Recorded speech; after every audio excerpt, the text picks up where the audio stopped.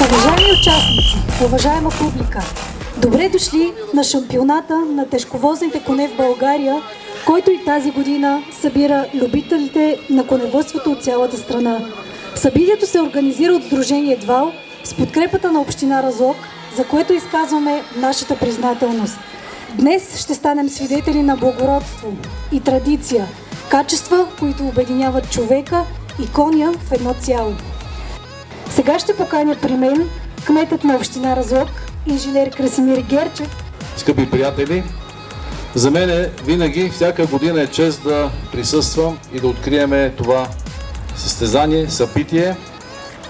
Вие знаете, че то е в навечерието и след празника на освобождението на град Разлог, така че в месец октомври не трябва да забравяме, че той и под него егида. Виждате, че за поредна година мястото е облагородено.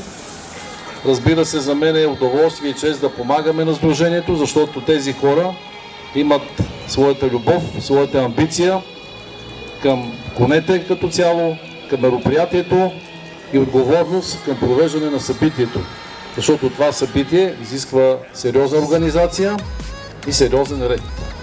Огромни благодарности и естествено най-добрите коне да спечелят.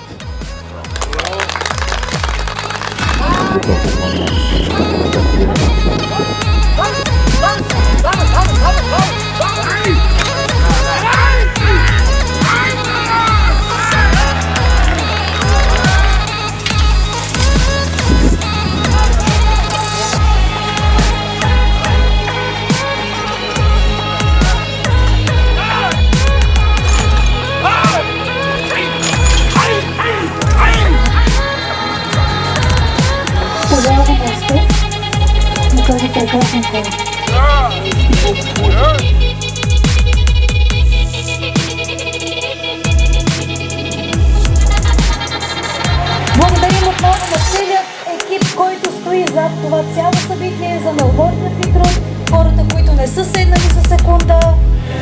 Благодаря и на вас. Събитието стана